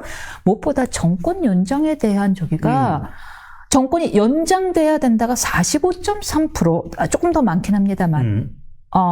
조금 더 낮습니다만은 정권 교체가 필요하다가 49%로 높습니다만은 그 차이가 좁혀졌죠. 자꾸 줄어들고 좁혀졌죠. 있어요. 그리고 벌어졌는데 좁혀졌죠. 좁아졌어요. 네. 이 좁혀진, 그러니까 한마디로 국민의힘의 여론으로 유리한 결과가 리얼미터 결과 나왔는데 이것이 자동응답. 그리고 불리한 여론조사가 갤럽 건데 갤럽은 응답. 전화 아니죠. 면접 조사. 전화 면접 조사이죠. 이제 이걸 개괄을 말씀드렸으니까 요걸 가지고 여러 가지 강론과 총론을 말씀드려 줄 겁니다. 예. 그렇죠. 그래서 지금 중요한 것은 첫 번째 보수 지지층은 결집할 만큼 결집한 거예요. 다 결집했다. 다 결집했어요. 이게 그러니까 맥스네요, 그럼. 그렇죠. 거의 뭐 말 그대로 맥스, 영어로는 맥스, 일본어로는 이빠이. 그러니까 우리말로는 꽉 이렇게 이제 결집을 한 거예요. 예. 근데 이제 다만 여기서 계속 배종찬 소장이 분석을 했습니다. 저는 이걸 약 4주 전부터 이야기를 했어요. 서부지방법원 그 사태가 벌어졌을 때 이미 저는 중도층이 이탈될 수도 있다. 그래서 제가 서부지방법원 가지고 왈가왈부를 하려는 게 아니라 그때 중요한 게 중도층 포석에 들어갔어야죠. 중도층 포섭에 들어갔어야 돼요. 예. 그런데 이 조사를 보더라도 좁혀졌어요. 그 이야기는 보수층들이 더 추가적으로 여기 결집을 하고 있다. 더 결집을 쥐어짜고 있다. 그러니까 대전에서의 구름 군중이라든지 그게 쭉 이어져 온 거죠. 그런데 여기 중도층을 한번 볼까요? 중도층에서는 정권 연장이 38.3, 예. 교체가 56.5%, 예. 거의 20%포인트 가량 차이가 나요. 차이가 나요. 그러니까 교체 여론이 중도층에서 훨씬 안 돼. 예. 지금 핵심은 중도층이에요. 예. 그러니까 중도 보수나 또는 중도를 끌어들일 수 있는 뭔가 나와야 돼요. 예. 그러니까 여하튼 이재명 대표나 민주당은 막 몸부림을 치잖아요. 예. 우리가 중도 보수야, 뭐 예. 주 4일째 할래, 뭐 이러면서 지금 주 7일 일하는 사람도 있는데 예. 그렇잖아요. 4일째는 보수 인변은 주 7일 일하잖아요. 예, 한때 네네, 그랬습니다. 네네. 한때 그래서- 7.5일 이랬죠. 그래서 지금 보면은 국민의힘도 지지율이 지난번에 민주당보다 낮았던 것이 이번에 5차 범위에 앞질렀어요. 국민의힘도 다시 한 번 더 크로스를 한 겁니다. 그러니까 보수층은 결집할 때까지 맥스, 이빠이 꽉 결집을 해주는데 문제는 중도예요. 중도에서는 중도가 힘이 딸리고 있다는 거. 또 하나가 뭐냐면 착시네요, 그러면. 그렇죠. 2030 세대가 결집을 했던 이유는 제가 말씀드렸잖아요. 운동권 안 돼. 그 다음에 60대, 70대 이상이 결집을 하고 있는 이유는 이재명 안 돼. 그럼 이때 국민의힘에서 뭔가 중도층을 견인할 수 있을 만한 게 예. 나와야 돼요. 그러니까 가령 한미 관계에 있어서 뭔가 정말 특별한 걸 끄집어내든가 아니면 민생, 우리 지금 생활 경제 관련한 걸 좀 끄집어내든가. 이 머리를 짜내야죠. 어떤 아이디어 있잖아요. 이걸 통해서 중도층이 볼 때 누가 진짜 중도 보수냐, 누가 찐 중보냐, 예. 중도 보수죠. 누가 찐 중보냐. 이걸 사실은 더 경쟁을 해야 되는 거죠. 굉장히 중요한 말씀을 주셨어요. 지금 뭐 이렇게 올라간 것처럼 보이나 사실상 착시고 그런 결집에 의한 효과고 중도층을 보는 게 진짜다. 중도층은 오히려 계속 20% 이상씩 벌어지고 있지 않느냐. 그렇죠. 라는 것은 그것에 집중해야 된다. 따라서 중도 보수를 잡아야 된다라고 이야기를 했는데 중도 보수 이야기 여쭤보겠습니다. 자, 여기 네. 정당 지지율도 그래요. 리얼미터에서도 보면은 중도층에서는 민주당이 45.6. 그러니까 전체 결과는 국민의힘이 높아요. 근데 중도층에서는 민주당이 45.6. 네. 국민의힘이 35.3이니까 약 10%포인트 차이가 나죠. 그럼 질문이 있는데요. 무당층이라고 응답한 사람들 중에서 탄핵 찬성이 37.2, 탄핵 반대가 38, 반대네요. 무당층이라고 답변한 층에서 정권 교체론이 좀 더 높습니다만 38.7, 정권 연장이 37.2 비슷하단 말이에요. 그렇죠. 무당층은 이 중도 보수층이랑 또 어떻게 다른 건가요? 조금 다르죠. 무당층은 예. 지지하는 정당이 없다고 하는 거니까 예. 지금 누가 그래도 정당을 안 밝히고 조금은 더 샤이할까 따지고 보면 탄핵 정국이라는 걸 따져보면 무당층은 그래도 보수적인 성격이 더 많다. 이렇게 봐야 되겠죠. 창피하니까 보수를 일제- 밝히기가. 일단 윤석열 정부 내내 무당층의 성격이 좀 그랬어요. 그래서 항상 우리가 무당층을 어떻게 하면은 더 이 자기의 정당 지지를 밝힐 수 있도록 만들 수 있을까? 샤이가. 이걸 사실은 이런 것들이 여의도 연구원에서 전략적으로 나와야 되는 거죠. 그리고 제가 썼던 여러 칼럼에서는 예. 이걸 어떻게 하면은 이른바 샤이가 아니라 샤랄라. 샬랄라. 이게 중요합니다. 왜냐하면은 샤이는 움츠러드는 거잖아요. 네. 그러나 근데 이거를 확 밝히면서 내 것을 그냥 이거 여러분도 우스개로 생각하지 마세요. 제 이야기에는 다들 포복절도를 하지만 나중에 보면 그게 진리였구나 이렇게 생각들 하신다니까요. 샬랄라 맞네요. 제가 이게 잘못됐나요? 당 커밍아웃을 해야 그러니까 된다. 제가 이 말씀드린 거예요. 당 커밍아웃이 가능하면 떳떳하게 보여야 돼요. 우리가 어디 가서 사람들한테 내 소속이 부끄럽지 않게 만들려면 그걸 당당하게 만들어야죠. 보면은 누가 회사 이름 물어볼 때 선뜻 대답하는 회사에 대해서는 자부심이 있거든요. 그렇게 만들어야 된다. 부심이 생길 수 있도록 만드는 그 역할을 사실은 당이 해줘야 되는 거죠. 무당층의 대부분이 사실은 샤이 국민의힘에 더 가깝다면 거기에서도 정권 교체론이 조금 더 높다는 것은 상당히 국민의힘에 안 좋은 뉴스네요. 이거는 사실은 그 내부를 그럴 수 면밀히 있죠. 살펴보면. 그래서 이제 예. 이것도 불과 한 달 전 예. 굉장히 이 보수가 민주당 결집하기 전에 맥스로 올라왔던 데가 지난 1월 16일, 17일경이에요. 리얼미터 조사를 기준으로 한다면 그때만 하더라도 무당층 같은 경우에는 좀 드러낼 수 있었겠죠. 네. 근데 최근 들어서는 그 이후에 서부지방법원이나 또는 막 서로 간의 어떤 진영 간 대결이나 또 대통령의 변론에서의 어떤 홍장원 전 차장이나 또는 뭐 한덕수 총리나 이런 건이 나오겠죠. 그러니까 이제 인변도 그럴 거예요. 지난 10차 변론이 좀 많은 걸 윤석열 대통령이나 변호인단이 득점을 했어야 되는 변론이거든. 그때 쫙쫙 한덕수 총리도 대통령 변호인단의 말씀이 전적으로 옳습니다. 또는 조지호 경찰청장도 나왔을 때 저는 단 한 번도 대통령으로부터 끌어내라 또는 체포의 이야기를 들어본 적이 없습니다. 좀 그런 답들이 나와줬었어야 돼요. 안 나왔죠. 그렇죠. 그런 게 나왔더라면 더 중도가 좀 탄력을 받을 수도 있거든요. 그럴 때 무당청들도 정권 연장이다. 이렇게 좀 탄력을 받을 수 있어요. 사실 그런 걸 좀 윤활유 역할을 해줄 수 있는 게 제가 계속 강조를 드립니다만 이게 왜냐하면 데이터 분석을 해보면 나오기 때문에 저는 이 이야기를 벌써 여러 차례 했었어요. 그러니까 이게 당에서 뭔가가 나와야지. 당에서. 외곽에서 이렇게 결집 보십시오. 결집할 때로 다 결집한 게 보수층들은 8년 전 트라우마 안 돼. 이재명 안 돼. 운동권 안 돼. 전환길 뿜뿜. 이 정도 왔잖아요. 이면선 뿜뿜. 이렇게 왔잖아요. 그런데 여기서 더 뭔가를 해줘야지. 깐대면 그래서 이제 누군가가 나와줘야 되는데 여의도가 지금 국민의힘의 싱크탱크는 싱크탱크를 어디 맡겨놓은 느낌이에요. 정광훈 당에 맡겨놓은 느낌입니다. 그러니까요. 이럴 때 생각하기를 멈췄어요. 사실 아이디어가 나와야 되거든요. 네. 그래서 누가 보더라도 그러니까 이런 게 있는 거죠. 가령 뭔가 트럼프와 연결고리를 만들어서 직격적으로 한 라인 통화를 했다. 그러면 여당의 위상이 달라지죠. 국민들은 그래도 국민의힘이 다르구나. 근데 그런 사람이 없잖아요. 가령 이럴 때 박진 전 장관이나 누군가 트럼프와 연결고리 만들어줘야 돼요. 그래서 박진 전 장관이 집권전- 바이든이랑 친하거든요. 그렇죠. 그러니까 이제 이게 바이든과 친해요. 개인적으로.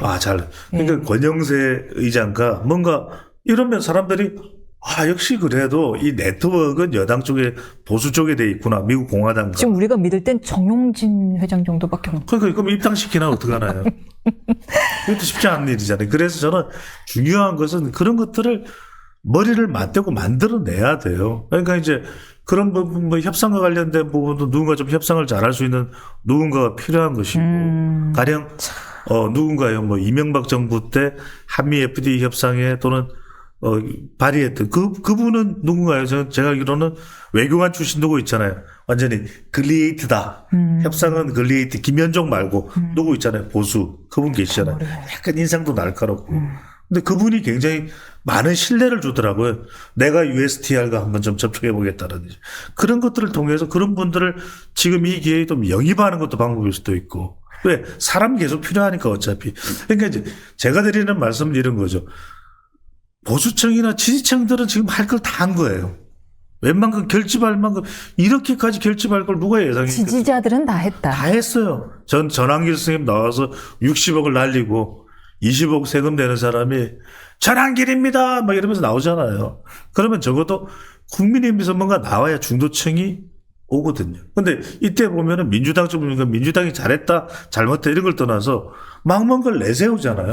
중도 보수야 뭐 주 4일제야. 그 말씀을 드리려던 참이에요. 국민의힘은 계속 물론 이제 중도층에서 오히려 양 당의 격차가 벌어지는데 국민의힘의 실점도 그 원인이겠으나 분명히 민주당의 득점도 그 원인일 수 있단 말이에요.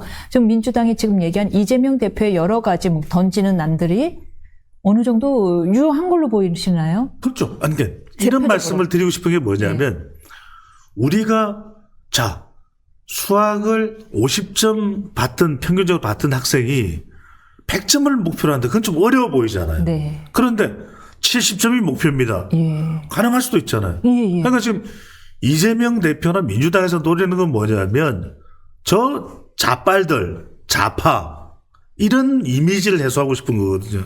그러면서 상대방을 오히려 구석으로 밀어넣는 그 전략에 중도 보수를 턱하니 가져와 버린 거예요. 그럼 사람들이 말이 안 되지 하면서도 자꾸 뭔가를 하나 갖다 놓으면 인 것처럼 인식이 되는 거예요. 맞아요. 그렇게도 할 수 있을 것 같아요. 그렇죠. 예. 이른바 우리가 일종의 이런 현상들이 일종의 체면이 걸리는 현상이거든요. 왜냐하면 10명 중에서 8명은 고개를 돌려도 2명이 믿어주면 그건 2% 무려 10명 중에서 2명을 얻는 거잖아요. 진 게 몇 %인데 0.7%인데 그러니까요. 2%만 얻으면 제가 말씀드리는 그거예요. 네. 적어도 이게 프레임 선정에 있어서 이게 이른바 말하는 first move advantage. 그러니까 선점 효과죠. 예. 왜냐하면 지금은 중도 보수. 이게 저는 2010년에 무상급식과 같다. 2010년에 무상급식이 이렇게 특한이 갖다 놓으면 예. 무상급식이 사실은 말이 안 돼. 그러면 삼성그룹의 이재용 회장 애들한테도 아이들한테도 다 무상급식 말이 돼요? 안 돼. 말이 안 되잖아.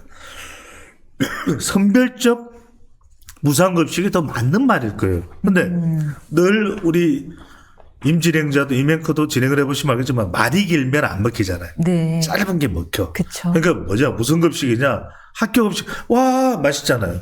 지난번에 흑백 요리사도 급식 여왕 식대가 나왔잖아요. 급식대가 급식대가 막 먹히는 거야. 이모카스 먹히는 거야. 그러니까 이게 집밥 한마디 집밥 하면 다른 밥 맛 필요 없어요. 뭐 무슨 밥 맛은 뭐 콩밥 뭐 필요 없어. 집밥 미치겠어. 맛 없어도 맛있어. 그러니까 이제 이게 뭐냐면 무상급식이잖아요. 딱 앞에 무상을 붙이는 중 그래? 그러면서 그게 얼마나 많은 수식어가 없습니까? 우리 아이들에게 자라나는 저 새싹들에게 밥 한 끼를 제공하는 그 따뜻한 마음. 그러니까 이게 또 막 설득력이 있는 성우가 막 이야기를 하면 이게 또 먹혀요. 여러분들. 대한민국은 무상급식으로 새롭게 변해갑니다. 대한민국 정책 1번지 무상급식. 이러면 또 먹혀요. 와해. 난리가 나. 그래서 저는 이번에도 보면 중도 보수. 사실 제가 칼럼도 썼어요. 이게 지금 우리 국민들이 요구하는 건 중도 보수가 아니라 실력 국회다. 실력 국회. 정말 이 국회가 실력이 있느냐 없느냐. 그렇잖아요. 되게 마음에 확 와닿는데. 받았죠. 네. 실력 국회다. 지금 실력 없어 보여요. 그러니까 실력 네. 없죠. 실력 없으니까 존재감이 없는 거죠.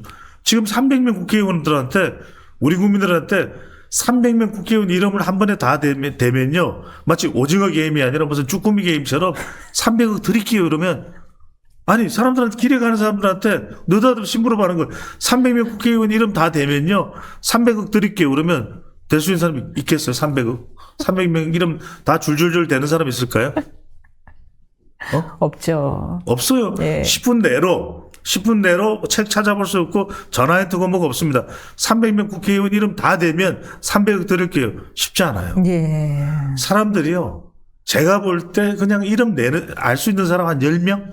10명이야. 기껏해봐요. 예. 이재명, 권영세, 원희룡 다 지금 심지어는 원희룡 국회의원도 아니잖아요. 근데 사람들이 원희룡 막 그럴 거야. 원희룡 의원. 한동훈 막 그럴 거예요. 국회의원 아니에요. 예. 그러니까 지금 얼마나 국민들이 볼 때는 한심하냐. 그죠? 이럴 때 오히려 국민의힘은 실력 국회다. 중도 보수 이야기할 때 중도 보수요? 아직도 무슨 옛날 방식 고집하는 거예요? 그러면서 실력 국회. 실력 국회다. 우리는 차별을 하는 거죠. 우리는 오늘부터 5월 말까지 108명의 국민의힘 그러니까 예를 들면 이제 국민의힘을 가지고 예를 드는 건데 조국 신당이 됐든 국민의힘이 그런 게 나오면 국민들이 지지층들이 결연해 보이잖아. 중도층도 뭔가 달라 보이잖아.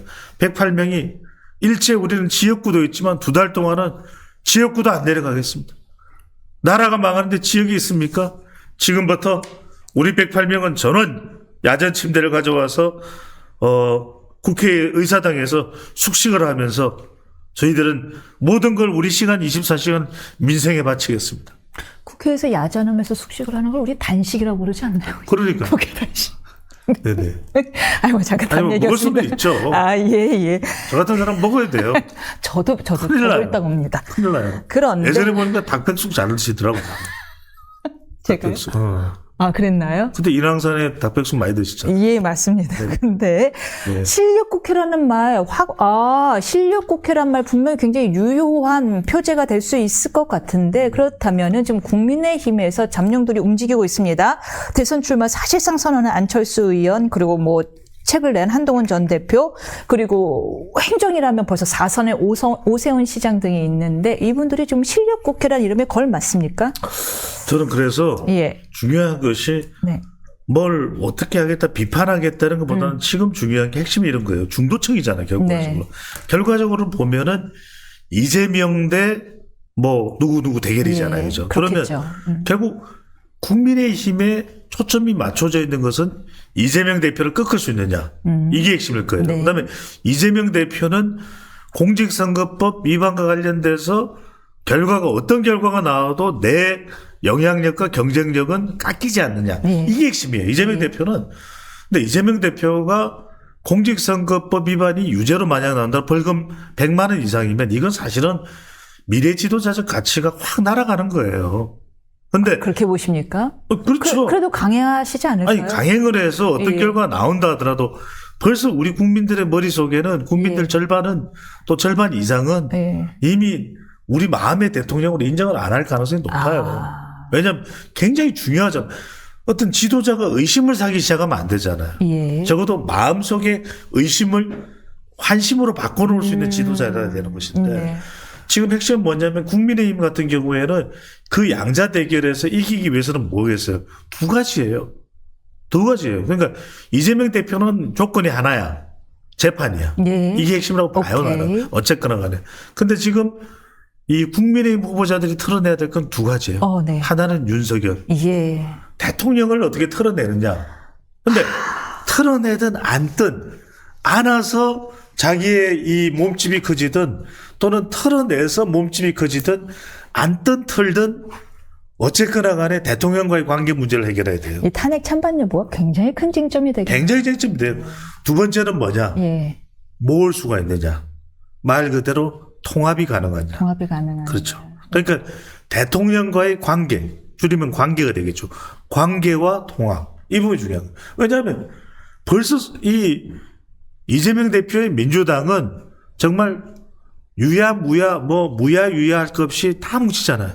무슨 파든 양파든 대파든 다 뭉쳐요. 관계와 하여튼 통합은 다 이루어졌어요. 차이가 나더라도. 예. 그런데 국민의힘은 각양각색이에요.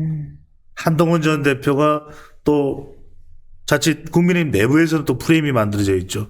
또 친윤은 친윤대로 만들어져 있죠. 김문수 장관은 지금 현재서는 뿜뿜하고 있죠. 근데 정작 양자 대결 가면 또 확장성이 어떨지 모르죠. 지금 현재야 꼿꼿 문수 아닙니까? 내가 왜 이러세요? 그러잖아요, 말이에요. 그죠? 꺾으면서. 예. 오세훈 시장은 굉장히 또 외연은 좋죠. 왜냐하면 서울시장이라고 하는 안정감도 있고, 우리 천만 서울 시민들과 함께하면 명태균 그거 뭐라고 얘기해요? 이러잔단 말이에요.